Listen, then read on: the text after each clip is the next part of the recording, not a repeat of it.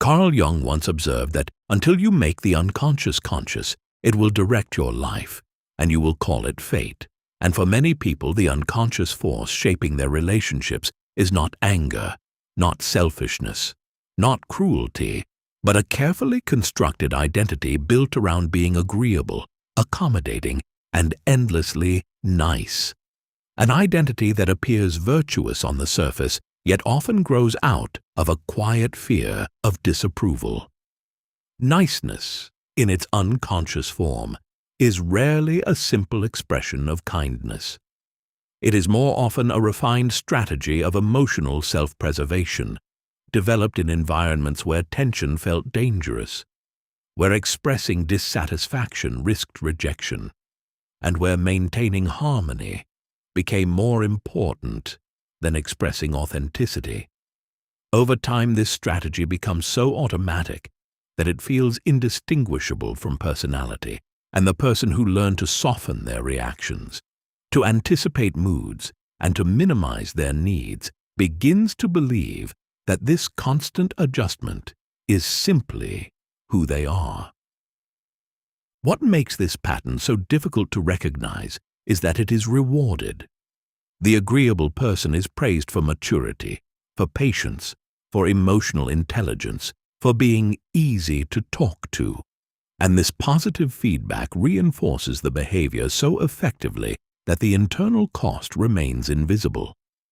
When someone consistently regulates their tone, edits their reactions, and filters their impulses before they reach the surface, others experience them as stable and reliable.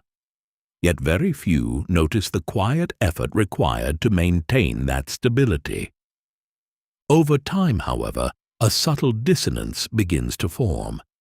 The external image of calm cooperation starts to diverge from the internal experience of irritation, fatigue, or quiet resentment.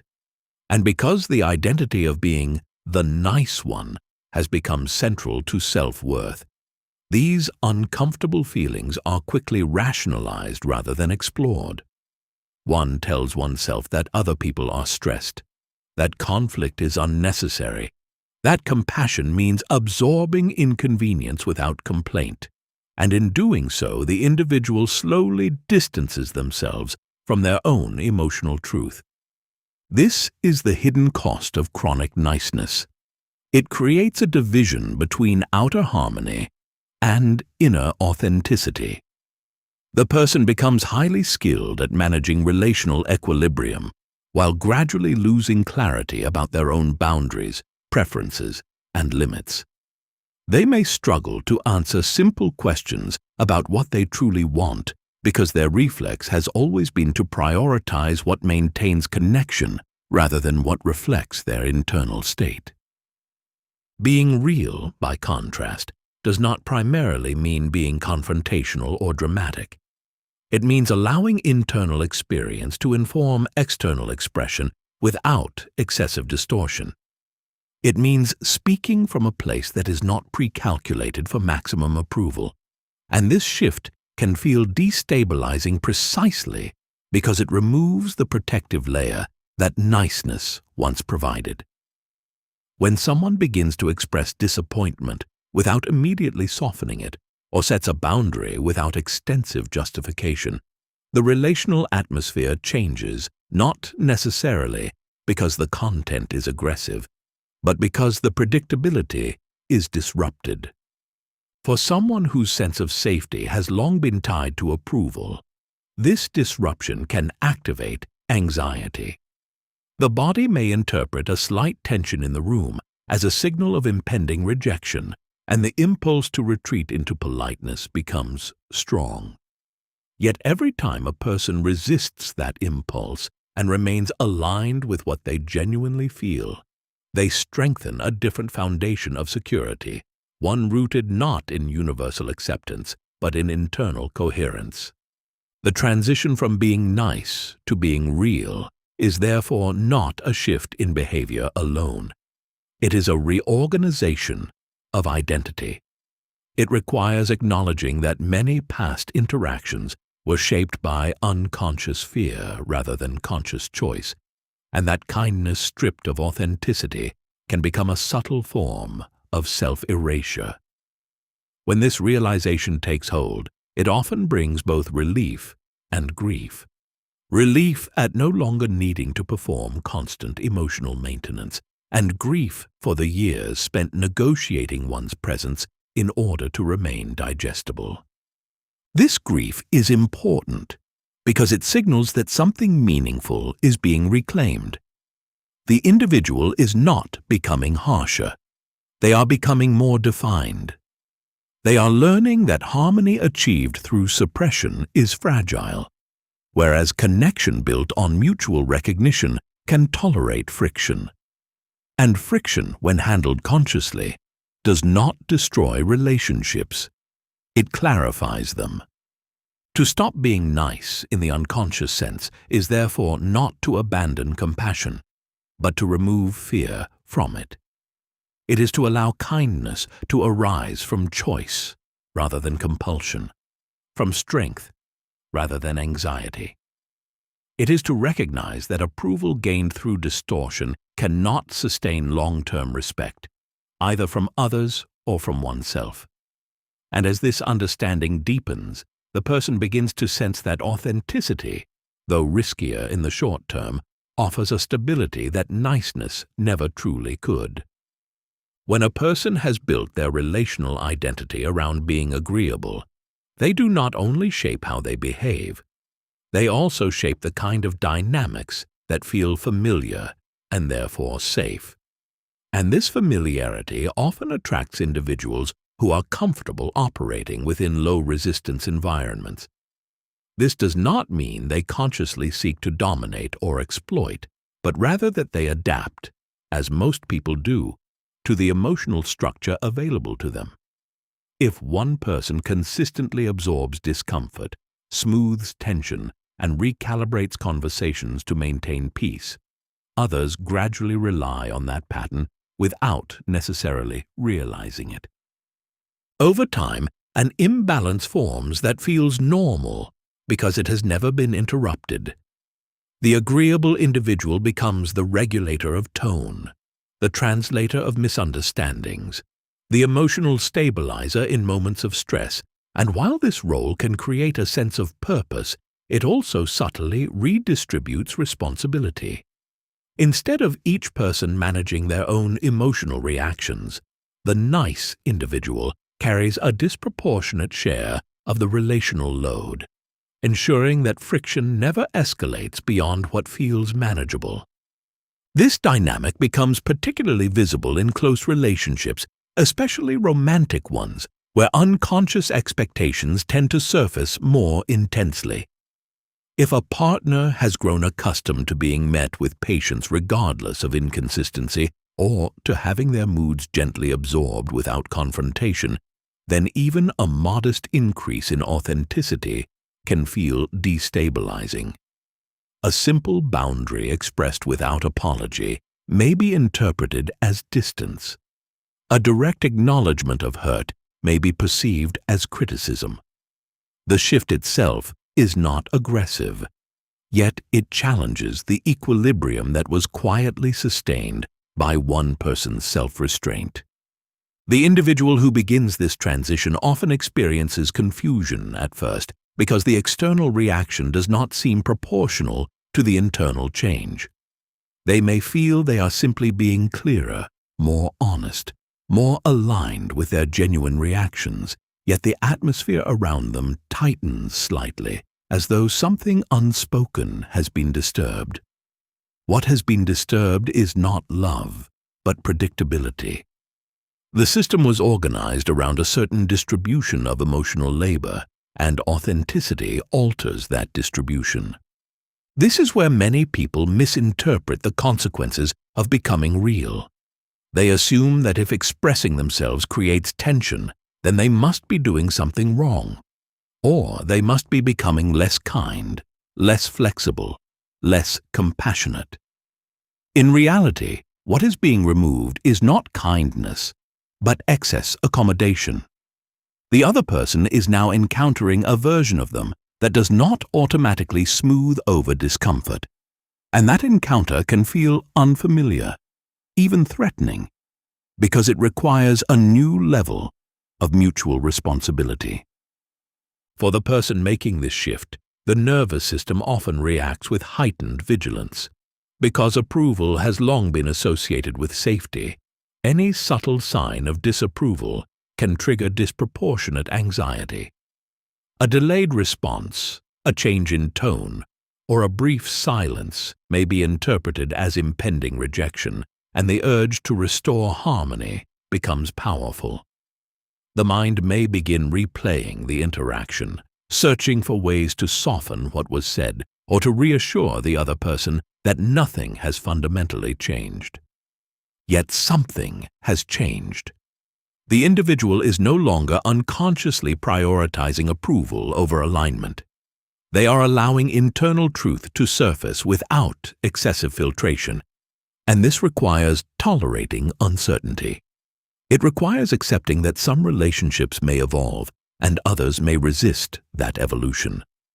Not every connection can accommodate a redistribution of emotional responsibility, particularly if it was built upon one person's consistent overextension. There is also a deeper psychological layer to this process, one that involves identity rather than behavior alone. When someone has been praised for being the calm, understanding, accommodating one, stepping into authenticity can feel like betraying that identity. They may worry that they are abandoning the very qualities that made them valued. However, the essential distinction lies in motivation. Kindness chosen freely is very different from niceness driven by fear. Compassion expressed from strength feels expansive, whereas compliance rooted in anxiety feels constricting. As authenticity increases, the individual begins to notice subtle shifts within themselves. They may feel less drained after interactions, even if those interactions contained mild tension. They may experience a clearer sense of preference, a stronger awareness of what feels aligned versus what feels obligatory. This clarity can initially feel destabilizing because it reduces ambiguity. The person can no longer convincingly tell themselves that everything is fine when it is not. The internal dialogue becomes more honest, and with honesty comes responsibility. Responsibility in this context means recognizing that staying silent is also a choice, and that repeated silence shapes relational dynamics just as powerfully as spoken words. It means acknowledging that resentment often grows not from dramatic betrayal, but from small, repeated moments of self-suppression. When these moments accumulate, they create emotional distance that politeness cannot repair. Therefore, choosing authenticity earlier prevents the buildup of pressure that would otherwise erupt later in disproportionate ways. The transition is rarely linear. There will be moments of regression where the old pattern feels easier, where retreating into agreeable silence seems preferable to risking tension. But each time the individual returns to authenticity, even imperfectly, they strengthen a different relational template. They demonstrate to themselves and to others that connection can survive honesty. And if a particular connection cannot survive honesty, that fact, while painful, is clarifying. Being real, then, is not an act of rebellion against kindness. It is a recalibration of how kindness is expressed. It removes the element of self-erasure and replaces it with conscious choice. It transforms relationships from structures maintained by one person's accommodation into spaces where mutual recognition becomes necessary. And although this shift may temporarily reduce comfort, it increases integrity, which in the long term provides a far more stable foundation for intimacy. As this transition unfolds, one of the most important yet least discussed aspects is the way the nervous system must be retrained to interpret authenticity as safe. For years, perhaps decades, Your internal wiring may have equated smooth interactions with security and subtle disapproval with threat. The absence of tension felt stabilizing, even if it required constant micro-adjustments on your part, and the presence of friction felt destabilizing, even if it was mild and manageable. When you begin expressing yourself more honestly, even in calm and measured ways, you are not only changing your behavior, you are challenging a deeply embedded association between approval and survival. This is why the early stages of becoming real can feel disproportionately intense. A simple disagreement may linger in your body longer than it logically should. A neutral facial expression from someone else may trigger unnecessary doubt. You may find yourself analyzing conversations long after they end, questioning whether you were too direct, too firm, too transparent. This internal turbulence is not evidence that you are doing something wrong. It is evidence that you are crossing an old threshold. You are stepping beyond a pattern that once guaranteed belonging, and the body, which prefers familiarity over growth, resists that movement. In many cases, this resistance manifests as loneliness. Not dramatic isolation, but a subtle sense of standing slightly apart from interactions that once felt effortless. When you no longer rush to reassure, when you no longer preemptively soften every statement, when you allow silence to exist without filling it, the rhythm of conversation changes. Some people will lean into that new rhythm and meet you there. Others will hesitate, uncertain how to navigate a version of you that does not immediately smooth over discomfort. In that hesitation, you may feel exposed. Loneliness during this stage does not necessarily mean you have lost connection. It often means you have lost fusion. Fusion is the state in which boundaries blur and emotional responsibility is unevenly distributed, and while it can feel intimate, it is rarely balanced. When you move from fusion toward differentiation, relationships reorganize. Differentiation allows two people to remain distinct while still connected, but it requires both to tolerate discomfort. If one person was previously carrying most of the relational tension, the redistribution can feel jarring.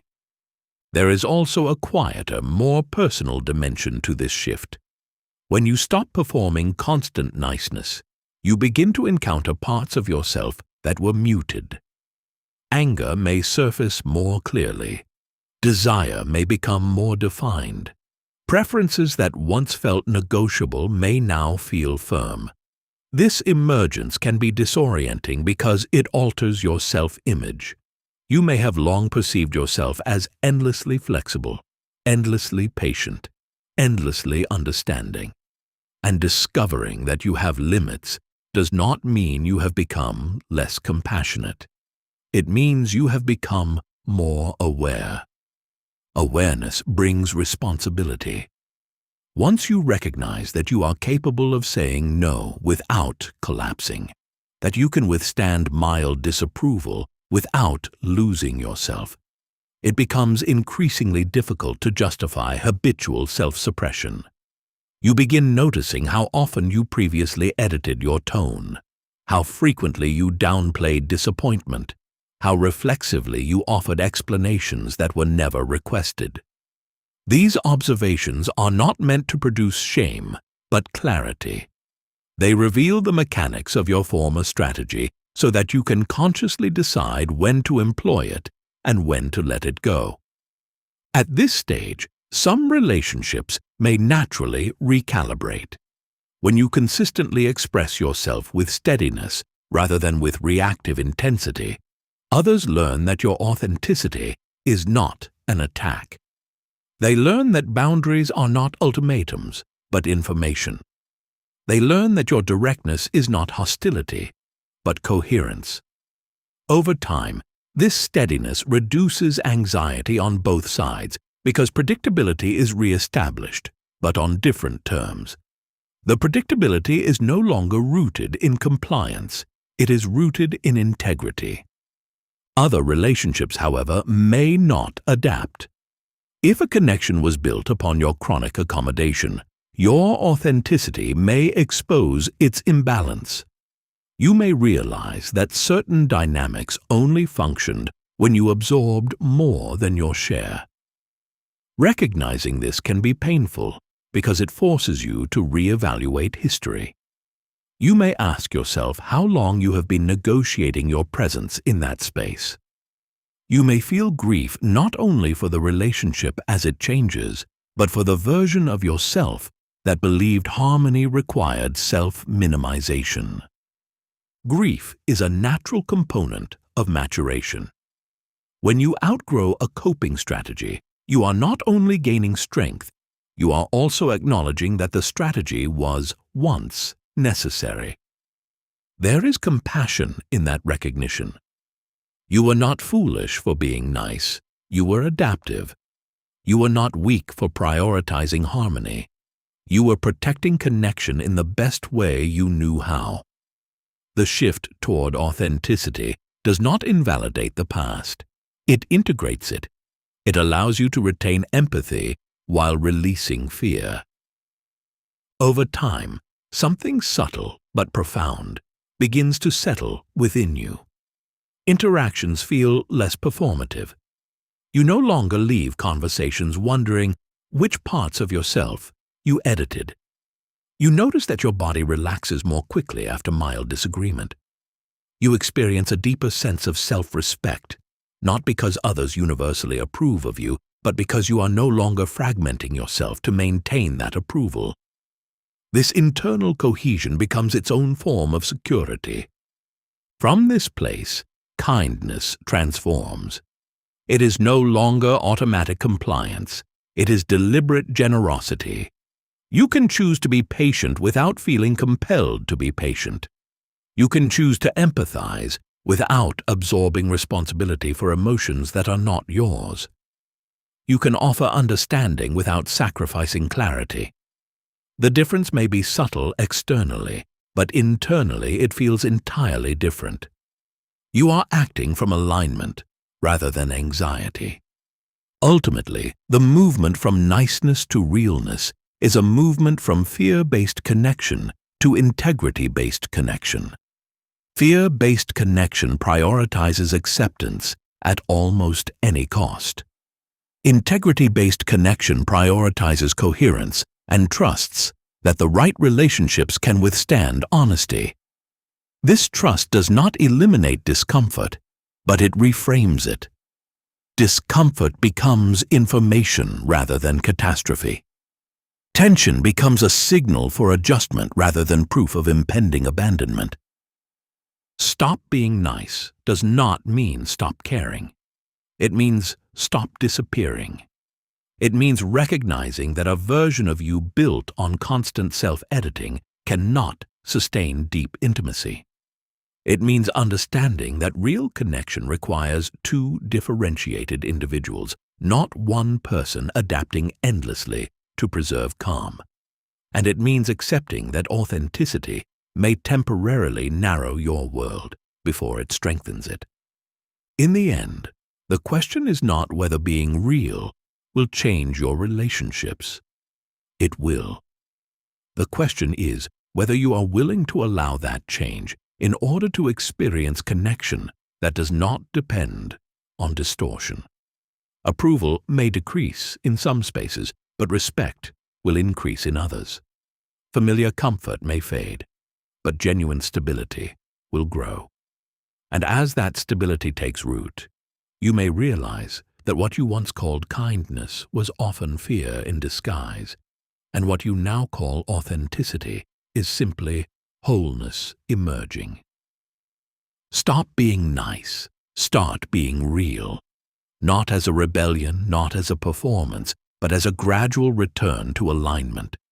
Because when kindness is freed from fear and honesty is freed from aggression, what remains is something far stronger than approval. It is integrity, and integrity, once established, does not require constant maintenance to survive. If this message resonates with you, if you are in the middle of this shift between approval and authenticity, then this space is for you. Here we explore the psychological layers beneath growth, not surface advice, but the deeper patterns that shape who you become and how you relate. Subscribe if you are ready to build connection without self-erasure. And stay, because authenticity is only the beginning.